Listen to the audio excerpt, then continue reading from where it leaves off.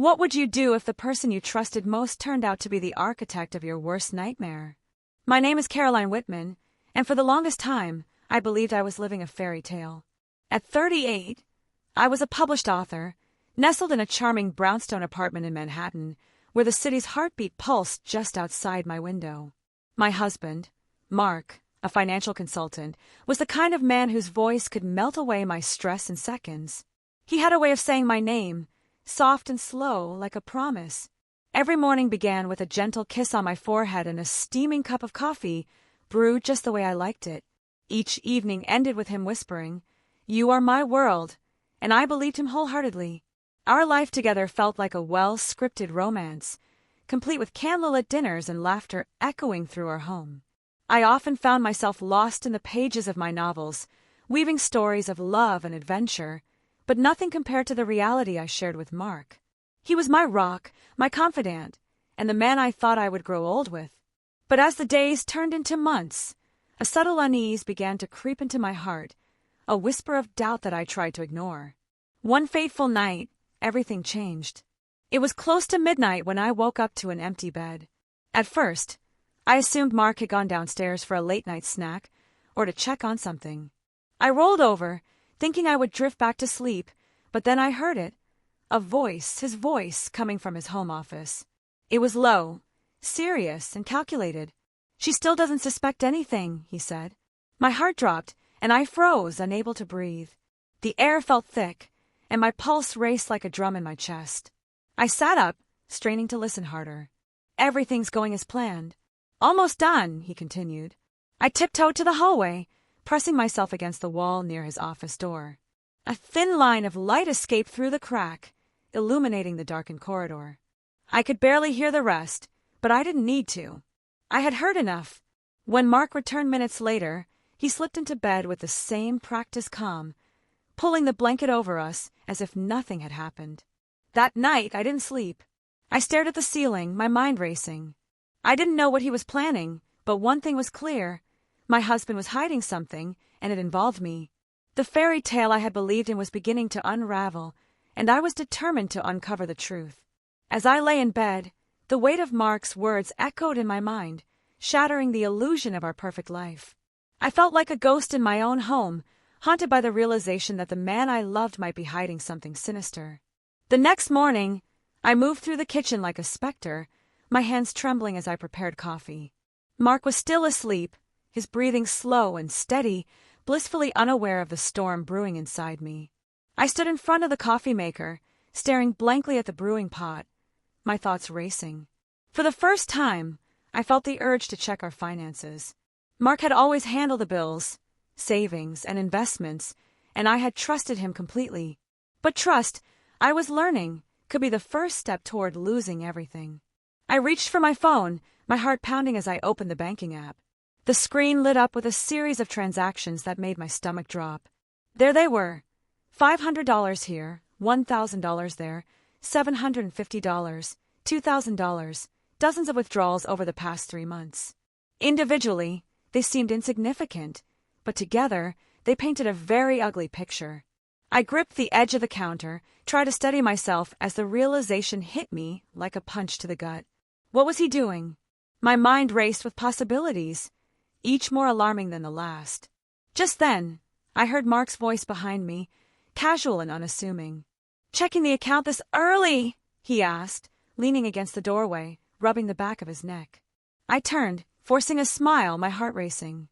"Just being curious," I replied, trying to sound nonchalant. "Some of these charges look unfamiliar." He walked over, poured himself a cup of coffee, and flashed me a practiced smile that felt like a mask. "Oh, those? Just a few small investments I must have forgotten to mention." He took a sip, avoiding my gaze. Something inside me snapped. It wasn't anger, not yet. It was something colder, sharper. I nodded slowly, pretending to accept his explanation, but I was watching him now, not with love or trust, but with clarity. Every casual shrug, every deflection was another crack in the image I had once believed in. I noticed more. He was on his phone constantly, always turning it face down, always stepping out to take calls. When I asked what he was working on, he would smile and say, "Just business, nothing for you to worry about." But I was worried, deeply. That worry was turning into resolve. I wasn't going to wait around to find out what he was planning. I needed answers, and I needed them fast. The tension in our home was palpable, and I could feel the walls closing in. I had to act. I had to uncover the truth before it was too late. Little did I know, the path I was about to take would lead me into a web of deceit that would change everything. With each passing day, the unease in my heart grew heavier, a constant reminder that something was terribly wrong.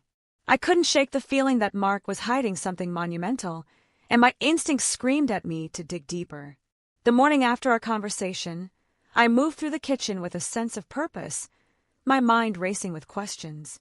I had to find out what was really going on, and I was determined to uncover the truth. As I sipped my coffee, I watched Mark from across the table. He seemed relaxed, scrolling through his phone, but I noticed the way he kept it face down, as if it were a secret he was desperate to protect. My heart raced as I recalled the transactions I had seen on the banking app. I needed to know more. I decided to start by observing him closely, looking for any signs that might reveal his hidden agenda. Over the next few days, I became a silent detective in my own home.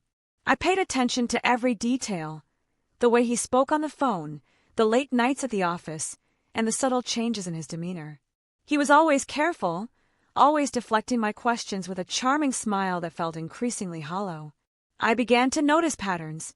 He would often step outside to take calls, his voice low and serious, and when he returned, he would act as if nothing had happened.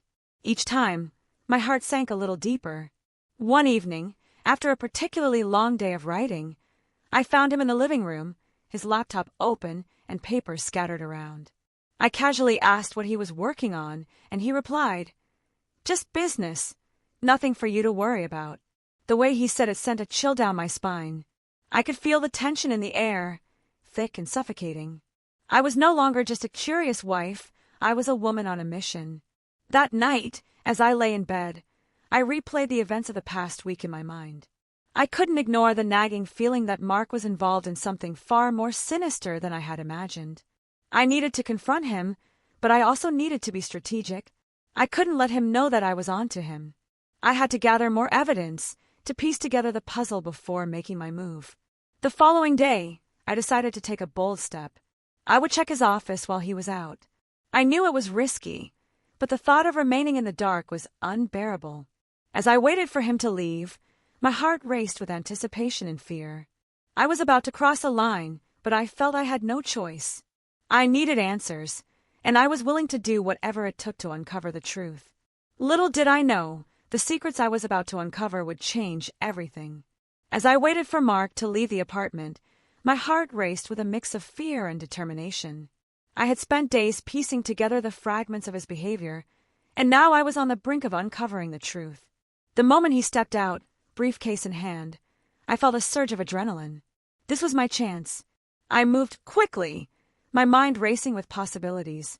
I headed to his home office, a space I had always considered off-limits, a sanctuary of his work. But today, it felt like a treasure trove of secrets waiting to be unearthed. I pushed the door open, the familiar scent of leather and paper filling the air. The room was meticulously organized, but I knew that beneath the surface lay the answers I sought. I scanned the desk, my eyes darting over the neatly stacked papers and the glowing screen of his laptop. I hesitated for a moment, my heart pounding in my chest. What if I found something I wasn't ready to confront? But I couldn't turn back now. I needed to know what Mark was hiding. I approached the laptop, my fingers trembling as I opened it. The screen lit up, revealing a series of spreadsheets and financial documents. My breath caught in my throat as I began to scroll through the files. Each line seemed to tell a story, but one document caught my eye, a folder labeled Ilium Files. My heart raced as I clicked on it, a sense of dread washing over me. Inside, I found a series of transactions that made my stomach churn. They were large sums of money, moving in and out of accounts I didn't recognize. My mind raced as I tried to connect the dots. Who was Ilya, and why was Mark involved with him? The implications were staggering. I felt as if I were standing on the edge of a precipice, staring into an abyss of betrayal. Just then, I heard the sound of the front door opening. Panic surged through me. I quickly closed the laptop and stepped back, my heart pounding in my ears. I had to act fast. I glanced around the room, searching for a place to hide, but there was nowhere to go. I settled for standing still, hoping he wouldn't notice my racing heart. Mark entered the office, his demeanor casual, but I could see the flicker of surprise in his eyes as he caught sight of me. "What are you doing in here?" he asked, his tone light but with an edge of caution. I forced a smile, trying to mask the turmoil inside me. "Just checking out your workspace," I replied, my voice steady despite the chaos in my mind. He walked over to the desk, casually picking up a few papers. I held my breath, praying he wouldn't notice the laptop was open. "You know I like to keep things organized," he said, his back turned to me. I could feel the tension in the air, thick and suffocating. I needed to keep my composure, to play the part of the unsuspecting wife. As he continued to sort through the papers, I felt a surge of resolve. I couldn't let him manipulate me any longer. I had to confront him, to demand answers. But how could I do that without revealing what I had discovered? I needed a plan. "Mark," I said, my voice steady, "I've been thinking about our finances. I noticed some transactions that seemed unusual." He turned to face me, his expression shifting slightly. "Oh, what do you mean?" I took a deep breath, choosing my words carefully. "I just want to make sure we're on the same page. You know how important transparency is in a marriage." His eyes narrowed, and I could see the wheels turning in his mind. He was calculating, assessing how much I knew. "Of course, Caroline. I handle our finances, and I assure you everything is fine," he replied, his tone dismissive. But I could sense the tension in his voice, the way he avoided my gaze. It was a small victory, but it fueled my determination. After he left the office, I felt a mix of relief and anxiety. I had managed to keep my composure, but I knew I was running out of time. I needed to gather more evidence to confront him with the truth. The Ilium files loomed in my mind, a dark cloud of uncertainty that I couldn't ignore. That night, as I lay in bed beside Mark, I felt a sense of urgency. I had to act quickly. I couldn't let him continue to manipulate me, to keep me in the dark. I needed to find out who Ilya was and what role he played in Mark's plans. The stakes were higher than ever, and I was determined to uncover the truth, no matter the cost. The next morning, I resolved to reach out to Anna, my best friend and a brilliant estate attorney. I needed her expertise to navigate the murky waters I was wading into. I could feel the weight of the world on my shoulders, but I was ready to fight for my future. I was no longer just a passive observer in my own life. I was a woman on a mission, and I would not rest until I uncovered the truth behind Mark's betrayal. The morning light filtered through the curtains, casting a warm glow in our bedroom, but I felt anything but warm inside. My heart raced as I replayed the events of the previous night in my mind. I had uncovered something significant, but I needed help to navigate the treacherous waters ahead. I couldn't do this alone. I needed someone I could trust, someone who could help me make sense of the chaos that was my life. I reached for my phone, my fingers trembling as I scrolled through my contacts. Anna Prescott's name stood out like a beacon of hope. She was my best friend from college, a brilliant estate attorney who had always been there for me. We had lost touch over the years, but we had reconnected last summer over coffee, reminiscing about old times and sharing our dreams. Now, I needed her expertise more than ever. Taking a deep breath, I dialed her number. The phone rang, each tone echoing my anxiety. When she picked up, her voice was warm and familiar, instantly calming my nerves. "Caroline, it's so good to hear from you. How have you been?" "Anna, I need your help," I blurted out, my voice shaking. "It's urgent." There was a pause on the other end, and I could almost hear her brow furrowing in concern. "What's going on?" I took a deep breath, gathering my thoughts. "It's about Mark. I think he's hiding something from me, something serious. I overheard him talking about Ilium files, and I found some strange transactions in our bank account. I'm scared he's planning something that could ruin me." "Slow down, Caroline. Let's take this one step at a time," Anna said, her tone steady and reassuring. "What exactly did you find?" I recounted everything. The late-night conversations, the suspicious transactions, and the ominous folder I had discovered on Mark's laptop. As I spoke, I felt a weight lifting off my shoulders. Sharing my fears with Anna made them feel more manageable, more real. "Caroline, this is serious," she said after I finished. You need to protect yourself. How much money are we talking about? Close to $500,000, I replied, my voice barely above a whisper. There was a pause, and I could sense her processing the information. We need to move your assets now. If Mark is planning something, you can't wait around for him to make his next move. Her words sent a jolt of adrenaline through me. What do you mean? We'll create a trust in your name. It'll be legally protected, and he won't be able to touch a dime. But we need to act fast. I swallowed hard, the reality of the situation sinking in. Everything I had worked for, the apartment, the savings, the royalties from my books, was on the line. I'm in, I said, my voice firm. Good. I'll bring in my team. We'll get started right away, Anna replied, her confidence infectious. The next few days were a blur of activity.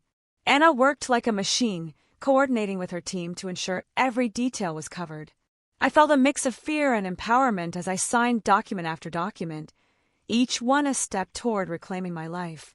We moved the apartment title into the trust, locked down the investment accounts, and shifted every asset under my personal legal protection. As I sat in Anna's office, surrounded by legal papers and the hum of activity, I felt a sense of purpose I hadn't experienced in a long time. I was no longer the passive wife, waiting for the storm to pass. I was taking control of my future, and it felt exhilarating. But with each signature, I also felt the weight of what I was doing. I was preparing for a battle against the man I had loved, the man I had trusted with my life. The thought made my stomach churn, but I pushed it aside. I had to stay focused. On the third day, as I was finalizing the last of the paperwork, I received a text from Mark. Hey, I'll be home early tonight. Can't wait to see you. My heart raced. He had no idea what was coming. I glanced at Anna, who was reviewing the final documents. He's coming home early, I said, my voice steady despite the turmoil inside. Good. Let him think everything is normal, she replied, a knowing smile on her face. You're ready for this, Caroline. You've got the upper hand now. As I left Anna's office, I felt a mix of anticipation and dread. I was ready to confront Mark, to reveal the truth, but I also knew that the battle was just beginning. I had taken the first step toward protecting myself, but I had no idea how far Mark would go to maintain his facade. The stakes were higher than ever, and I was prepared to fight for my future. As the sun dipped below the horizon, casting long shadows across our apartment, I felt a mix of anticipation and dread. Mark would be home any minute, and I was ready to confront him. The past few days had been a whirlwind of activity, and I had fortified myself with the knowledge that I was no longer the woman he could manipulate. I had taken control of my life, but now I had to face the man who had shattered my trust. When the door clicked open, I took a deep breath, steeling myself for what was to come. Mark stepped inside, his tailored suit crisp and his demeanor relaxed, as if nothing was amiss. "Hey, I'm home," he called out, his voice cheerful. I forced a smile, my heart racing as I prepared for the confrontation. "Hi, Mark," I replied, trying to keep my tone light. "How was your day?" He shrugged, setting his briefcase down. "Busy as usual. You know how it is." He walked into the kitchen, pouring himself a glass of water. I watched him, my mind racing with the weight of the secrets I was about to unveil. "Mark, we need to talk," I said, my voice steady but firm. He turned to face me, a flicker of curiosity crossing his features. "About what?" he asked, feigning innocence. I took a deep breath, gathering my thoughts. "About our finances. I've been looking into some transactions, and I think we need to discuss them." His expression shifted slightly, a hint of tension creeping into his posture. "Transactions? What do you mean?" I stepped closer, my heart pounding. "I found some unusual withdrawals, thousands of dollars that don't make sense. And then there's the Ilium files you mentioned." His eyes narrowed, and for a moment, I saw a flash of something. Fear? Anger? I couldn't tell. "Caroline, I don't know what you're talking about. You're overreacting." "Am I?" I challenged, my voice rising slightly. "You've been secretive, Mark. You're always on your phone, stepping out for calls. I can't just ignore it anymore." He took a step back, his facade cracking. "You're being paranoid. I handle our finances, and I assure you everything is fine." "Is it?" I pressed, my resolve hardening. "Because I don't think it is. I've taken steps to protect myself, Mark. I've moved our assets into a trust. The color drained from his face, and for a moment, he looked genuinely shocked. What do you mean, a trust? You can't just do that. I already did, I replied, my voice steady. You don't get to walk in here and act like everything is normal while you're hiding things from me. I deserve to know the truth. He clenched his jaw, his hands balling into fists. You think you can just cut me out like that? You have no idea what you're doing. I know exactly what I'm doing. I shot back, my heart racing. You've been lying to me, Mark. I overheard you talking about keeping me in the dark. What are you planning? His expression shifted from shock to anger, and I could see the mask slipping. You don't understand the bigger picture, Caroline. This isn't just about you and me. There are things at play that you can't even begin to comprehend. Then explain it to me, I demanded, my voice rising. What's going on? Who is Ilya? And why are you involved with him? He hesitated, and in that moment, I knew I had struck a nerve. Ilya is just a business associate, he said, his voice defensive. You don't need to worry about him. Not worry, I echoed, incredulous. You're involved in something shady, and you expect me to just sit back and trust you? I can't do that anymore. The tension in the room was palpable, and I could feel the air thickening around us. You're making a mistake, Caroline, he said, his voice low and dangerous. You have no idea what you're getting into. Maybe I'm finally waking up. I shot back, my heart pounding. I won't let you manipulate me any longer. I deserve the truth, and I'm not backing down. In that moment, I saw the real Mark, the man who had hidden behind a charming facade for too long. The betrayal cut deep, and I felt a mix of anger and sadness wash over me. I had trusted him with my life, and now I was faced with the reality that he had been lying to me all along. Fine, he said, his voice cold. If that's how you want to play it, then we'll see each other in court. Court! I echoed, my heart racing. You think I'm afraid of that? You've underestimated me, Mark. He turned away, his expression hardening. You'll regret this, he said, his voice low. As he stormed out of the room, I felt a surge of empowerment. I had confronted him, and I had stood my ground. The battle was just beginning, but I was ready to fight for my truth. I wouldn't let him break me.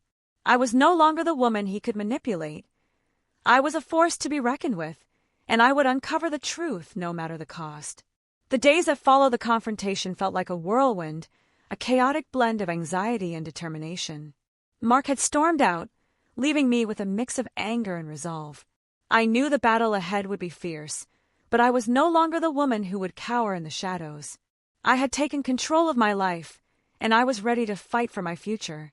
With Anna by my side, we prepared for the legal battle that loomed ahead.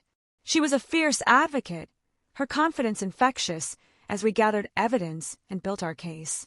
I felt empowered as we traced the false documents Mark had tried to use against me, revealing the web of deceit he had spun. Each piece of evidence we collected was a step closer to reclaiming my life. Finally, the day of the court hearing arrived. I stood beside Anna, dressed in a navy suit that made me feel strong and capable. As we entered the courtroom, I could feel the weight of the world on my shoulders, but I also felt a sense of purpose. I was ready to face Mark, to confront the man who had betrayed my trust. As the judge reviewed the case, I watched Mark from across the room. He looked different, angry, twitchy, and unprepared. The confident facade he had worn for so long was crumbling, and I felt a surge of hope. I had fought hard to protect myself, and now it was time for the truth to come to light. When the ruling was read aloud, I closed my eyes, not out of relief but out of finality. The court dismissed Mark's claims, denying him access to any part of my trust. His defamation tactics had backfired, and instead of winning anything, he was ordered to cover my legal fees. I felt a wave of emotion wash over me. Victory, yes, but also a profound sense of closure. As I walked out of the courtroom, I felt lighter, as if a heavy burden had been lifted from my shoulders. I had faced my fears and emerged stronger than ever. I had learned that trust is a gift, but control over my life is a right. I had fought for my future, and I had won. In the weeks that followed, I took the time to reflect on my journey. I returned to writing, pouring my heart into my stories, using my experiences to fuel my creativity. I took long walks in Central Park, allowing the quiet to replace the chaos that had once consumed me. I didn't celebrate my victory with fanfare. Instead, I embraced the peace that came with reclaiming my life. I realized that sometimes victory doesn't feel like joy, it feels like the absence of fear. I had learned to stand up for myself, to protect my worth, and to never hand over my power blindly. If someone ever tries to break you with betrayal, stand firm and let the truth speak louder than revenge. As I reflected on my journey, I felt a sense of gratitude for the lessons learned. I was no longer just Caroline Whitman, the trusting wife. I was a woman who had faced the storm and emerged stronger. I had found my voice, and I was ready to embrace whatever came next.